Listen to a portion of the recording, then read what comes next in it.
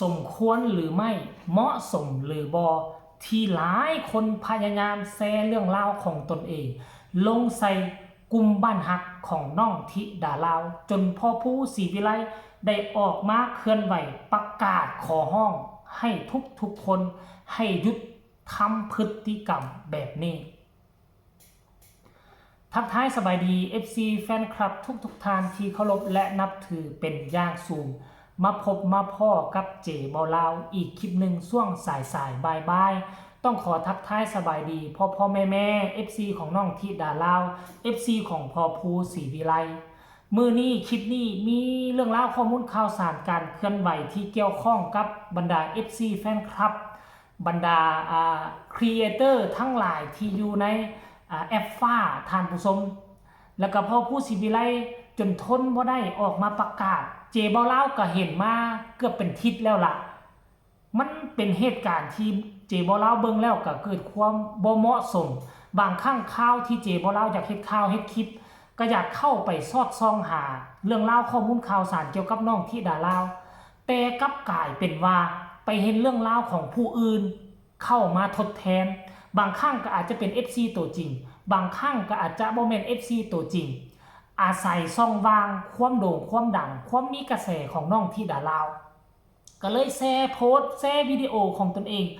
เข้าไปในกลุ่มบ้านฮักของน้องธิดาลาว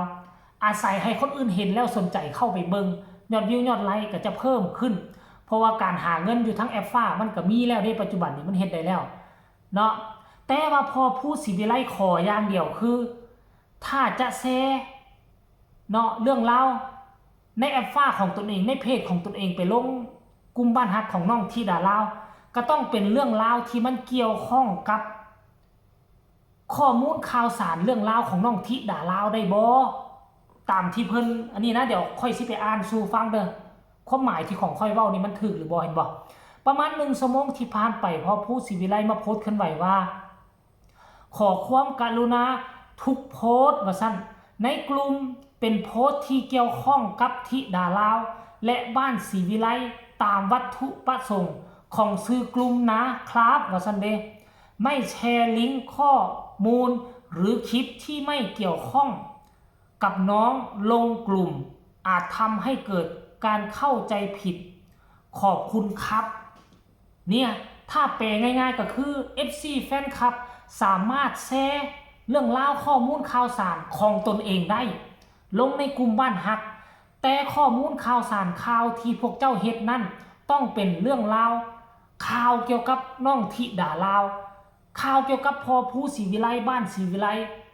เป็นเช่นคือเจบ่เล่าก็ยอมรับคือกันเจบ่เล่าก็ได้แชร์คือกันแต่ทุกคลิปที่เจบ่เล่าแชร์ลงไปในกลุ่มบ้านฮักคือเรื่องราวเกี่ยวกับน้องธิดาลาวเกี่ยวกับพ่อผู้ศรีวิไลพาลูกๆเต้าๆไปเคลื่อนไหวม่องนั่นไปถ่าย MV อยู่ม่องนี่เนี่ยเวลา FC แฟนคลับเห็นแล้วก็จะได้เบิ่งข่าวข้อมูลข่าวสารเกี่ยวกับน้องธิดาลาว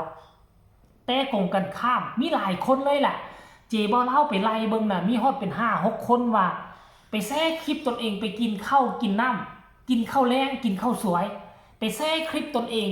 เอาไปเบิ่งตีมวยชกมวยอยู่กับทายเอามาลงคันถึกไผก็ต้องขอโทษขออภัยเด้อคือเจบ่เล่ามีหลักฐานอยู่นี่อีหลีเห็นบ่นี่เป็นต้นคือคลิปนี่นะเป็นต้นคือคลิปนี้เห็นบ่ถ่ายรูปหลานซ้ายตนเองมาลงแต่ว่ามาลงในเพจของเกี่ยวกับน้องธิดาลาวก็มีอีกคลิปนี้ตึมนี่นะอยู่รูปในตึมเดี๋ยวสิเอาให้เบิ่งเนี่ยนี่นะเบิ่งซกมวยเบิ่งตีมวยอยู่ก็เอามาถ่ายแล้วก็เอามาลงเนี่ยเอามาแท็กความจริงแล้วคันเขาก็บ่ได้ห้ามที่เจ้าแท็กมาหาดอกแต่ว่าข้อมูลข่าวสารสิ่งที่เจ้าแท็กมามันต้องเป็นข้อมูลข่าวสารที่เกี่ยวข้องกับน้องธิดาลาวแหมแล้วยังมีอีกเดี๋ยวค่อยสิเอาให้เบิ่งเด้อยังมีอีกทุกคนค่อยเห็นมาหลายมื้อแล้วล่ะค่อยก็ว่าค่อยก็งงค่อยอยากมาเห็นข้อมูลข่าวสารเกี่ยวกับน้องธิดาลาวแต่กลับกลายเป็นของผู้อื่นไปในอันนี้ก็เป็นพี่น้องทั้งฝั่งลาวของเฮาเห็นบ่ก็แชร์คลิปแชร์กันวิดีโอของตนเองมาลงใส่นี่มันละบ่เกี่ยวข้องกับธิดาลาวแต่อย่างใดแหมบ่เกี่ยวข้องกับธิดาลาวแต่อย่างใดมันก็เลยเฮ็ดให้พ่อผู้ศรีวิไลเกิดความสับสนบ่แม่นแต่เฉพาะพ่อผู้ศรีวิไลเกิดความสับสนแหม ในฐานะที่เฮาเป็น FC แฟนคลับน่ะเข้าไปเบิ่งน่ะอยากเห็นน้องธิดาลาวน่ะแต่ก็บ่เห็นธิดาลาวไปเห็นหน้าผู้ใดกำลังเว้าเรื่องราวครัวกอกครัวกินไปเห็นหน้าผู้ใดกำลังทายหลานลงมาลงไปเห็นหน้าผู้ใดกำลังเบิ่งตีมวยชกมวยอยู่น่ะมันก็เลยเฮ็ดให้พอผู้ศรีวิไลต้องออกมาเคลื่อนไหวแหมแล้วมีบางคนน่ะบ่ได้แซ่ครั้งเดียวแซ่โพสต์เดียวหั่นแหละแซ่เป็น10ครั้งมาลงในกลุ่มบ้านฮักของน้องธิดาลาวแหมโอ้ยสรุปลงแล้วเจ้าบ่ได้สนับสนุนเจ้าบ่ได้ซัพพอร์ตน้องธิดาลาวเจ้าพยายามเอาเพจกลุ่มบ้านฮักของน้องธิดาลาวเพื่ออยากให้เขานี่เป็นช่องวางเพื่อเป็นการไปพักดันสนับสนุนช่องของเจ้าของขั้นกรณีว่าเจ้าฮักน้องธิดาลาวเจ้าต้องบ่เอาเรื่องเล่าส่วนตัวของเจ้าไปลงเจ้าต้องเฮ็ดคลิปเฮ็ดข่าวเกี่ยวกับน้องธิดาลาวแล้วก็แท็กเข้าไปในกลุ่มบ้านฮักอันนี้พอผู้ศรีวิไลบ่ห้ามเพิ่นห้ามแต่ว่าเรื่องเล่าที่ลงไปต้องให้มันเกี่ยวข้องกับธิดาลาวอันนี้เพิ่นบอกนะถ้าบ่เกี่ยวข้องกับธิดาลาวห้ามลงอันนี้แล้วไปเอาเรื่องเล่าของตนเองเฮ็ดช่องอยู่ในแอปฟ้าแล้วก็แท็กวิดีโอของตนเองไปลงในช่องหั่นมันก็บ่แม่นแล้วอันช่องตัวนี้เป็นช่องเฮ็ดขึ้นมาเพื่อบ้านศรีวิไล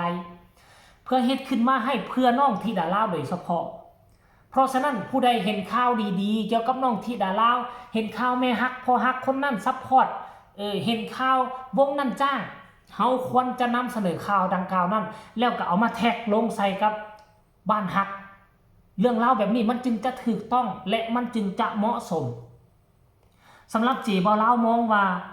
หลายคนที่เฮ็ดแบบนั้นเจบ่าวลาวมองว่าบ่เหมาะสมถามว่าหลายคนก็สิว่ามาคัดนี้ซั่นเจบ่าวลาวก็ยังแชร์ได้ล่ะแชร์โพสต์ตนเองเด้แชร์เรื่องราวของช่องตนเองลงเด้แม่นค่อยแชร์โพสต์ของค่อยลงค่อยแชร์วิดีโอของค่อยลงแต่ว่าข่าวของค่อยวิดีโอของค่อยบ่เกี่ยวกับตัวค่อยเลยเกี่ยวกับข่าวน้องธิดาลาวถ้าตัวใดบ่เกี่ยวกับธิดาลาวค่อยจะบ่แชร์ลงไปในกลุ่มบ้านฮักของน้องธิดาลาวเลยแม้แต่คลิปเดียวแต่อันนี้ค่อยไปไล่เบิ่งคนอื่นนะเป็นแอปฟ้าซ้ำเป็นคลิปจากแอปฟ้าที่มีเป้าหมายที่อยากจะเป็นครีเอเตอร์หารายได้อยู่ทางแอปฟ้าคันว่าคลิปตนเองนั่นเป็นข่าวเกี่ยวกับน้องธิดาลาวแท้โอเคส่งเข้าไปได้บ่ว่าหยังอันนี้แนวคิดของค่อยนะอาจจะบ่เหมาะสมเนาะคันเหมาะสมนี่พอผู้ศรีวิไลก็คงจะบ่ออกมาโพสต์เคลื่อนไหวแล้วล่ะท่านผู้ชม FC แฟนคลับก็ขอความกรุณาขอความร่วมไม้ร่วมมือพอผู้ศรีวิไลก็บ่ได้ออกมาให้มาด่าแต่จังใดก็บ่เอิ้นว่าเตือนพอผู้ศรีวิไลออกมาโพสต์ร่วมไม้ร่วมมือขอความร่วมไม้ร่วมมือกับบรรดา FC ชาวไทยและชาวลาวโพสต์เรื่องราวได้แท็กได้แต่ต้องเป็นเรื่องราวที่เกี่ยวข้องกับน้องธิดาลาวเท่านั้นเดี๋ยว FC จะสับสนเจบ่าวลาวก็มีเพียงแต่หน้าที่มานำเสนอแล้วก็ประกอบคำคิดคำเห็นจะผิดจะถูกคันผิดก็ต้องขอโทษขออภัยนำ FC แฟนคลับของน้องธิดาลาวเด้อ